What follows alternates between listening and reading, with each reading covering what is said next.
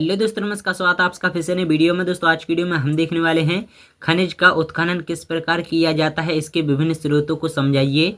दोस्तों जो वस्तुएं पृथ्वी के गर्भ से खोदकर निकाली जाती हैं खनिज कहलाती हैं। दोस्तों जो वस्तुएं पृथ्वी के गर्भ से खोदकर निकाली जाती हैं खनिज कहलाती हैं। यह प्राकृतिक रासायनिक तत्व का यौगिक है जो प्रमुख तथा अजैव प्राकृतिक अजैव प्रक्रियाओं से बनता है। अतः धातुओं के अतिरिक्त कोयला, पेट्रोलियम, गंधक, फास्फेट अथवा चट्टानें आदि भी खनिजों के मिश्रण से बनी हैं।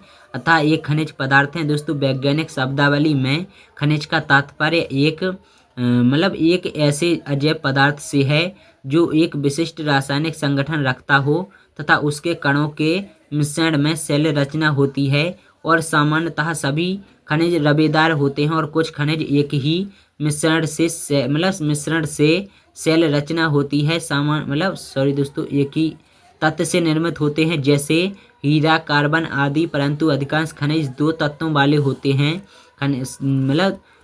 जैसे खनिजों की प्राप्ति। दोस्तों भूगर्भिक संरचना के आधार पर खनिज की प्राप्ति निम्न क्षेत्रों में हो सकती है। पहला है धातु रेखा एवं परतों से, दूसरा है परतदार सेलों से, तीसरा है कांप मिट्टी से और चौथा है मौसमी क्षरण की क्रियाओं से।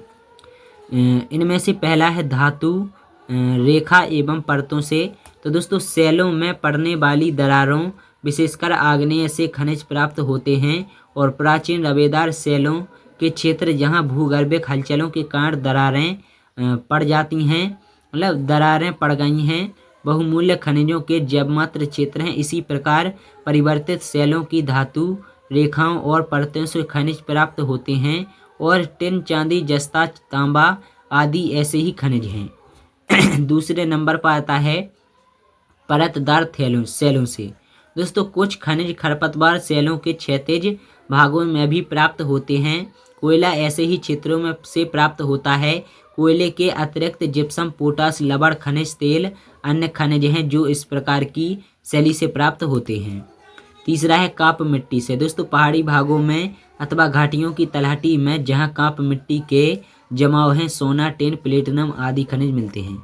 दोस्तों चौथा है मौसमी क्षरण से। तो दोस्तों मौसमी क्षरण की क्रियाओं द्वारा भी खनिज प्राप्त होते हैं। दोस्तों बॉक्साइट का निर्माण गर्म और आर्द्र जलवायु वाले क्षेत्रों में जहां वर्षा होती है होता है। इसके अतिरिक्त लोहा, मैग्नीज और निकल भी मौसमी क्षरण की क्रियाओं से निर्मित होते हैं। और खनन के कारण तो दोस्तों विश्व के विभिन्न देशों में खनन व्यवसाय आर्थिक एवं प्राकृतिक कारकों की सुविधा या असुविधा के कारण कम या अधिक मात्रा में विकसित हुआ है। यदि किसी देश में पर्याप्त मात्रा में खनिज संपत्ति उपलब्ध है परंतु वहाँ खनन व्यवसाय से संबंधित आर्थिक सुविधाएं नहीं है तो वहाँ खनन व्यवसाय नहीं विकसित हो पाया है, जैसा कि अफ्रीका में हुआ। और खनन व्यवसाय निम्न कारकों पर निर्भर करता है जैसे प्राकृतिक कारक हैं। इसके अंतर्गत निम्न कारक आते हैं। पहला है संचित भंडार की मात्रा, खनिज की गहराई, भूगर्भिक संरचना, खनिज की उपयोगिता और खनिज की स्थिति।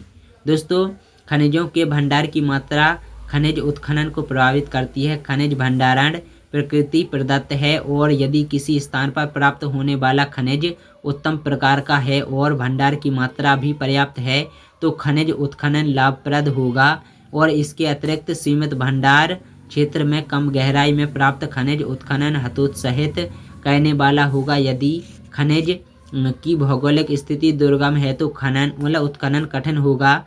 और पतली पट्टी टूटी फूटी परत खनिज का दुरूह निक्षेप उत्खनन को हतोत्साहित करता है। इसके बाद आता है आर्थिक कारक। तो दोस्तों इसके अंतर्गत निम्न कारक आते हैं। पर्याप्त एवं सस्ता उपलब्ध श्रम, पर्याप्त पूंजी, खनन का वैज्ञानिक ढंग और परिवहन के साधनों की सुलभता, देश तथा विदेशों में खनिजों की मांग। दोस्तों खनिज और अर्थतंत्र का रूप खनिज उत्खनन को प्रभावित करते हैं।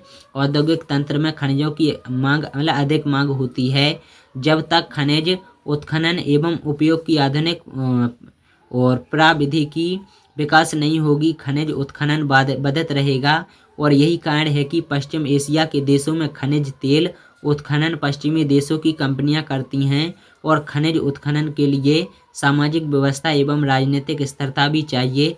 पिछड़े देशों में यही कारण है कि खनिज उत्खनन सीमित रहता है और औपनिवेशिक स्तर की सरकार उपलब्ध खनिजों का उत्खनन और उपयोग को प्रभावित करती हैं, जैसे संयुक्त राज्य अमेरिका और रूस की सरकारों ने किया है, जबकि अफ्रीका के अनेक देशों की सरकार खनिज उपलब्ध खनिज उत्खनन से वंचित रही है। यहाँ वहाँ पर्याप्त भंडार हैं। यही स्थिति पिछड़े जीवन स्तर के देशों की है, जहाँ खनिज दोहन के लिए साधन जुटाना कठिन होता है, जबकि विकसित और उच्च जीवन स्तर के समाज में यह स्थिति नहीं है। वहाँ खनिज दोहन के साधन पर्याप्त मात्रा में उपलब्ध हैं और खनिज दोहन प्रोत्साहन देश विदेश की मांग एवं परिवहन के साधनों की उपलब्धता पर भी निर्भर करता है, और परिवहन के साधनों की उपलब्धता के कारण मांग वाले स्थानों को यह शीघ्र ही भेजा जा सकता है। तो दोस्तों ये था वीडियो छोटा सा, बाकी काफ़ी लंबा हो गया। बाकी अगर आप लोगों को वीडियो पसंद आई लाइक शेयर करना और चैनल को सब्सक्राइब भी कर लेना।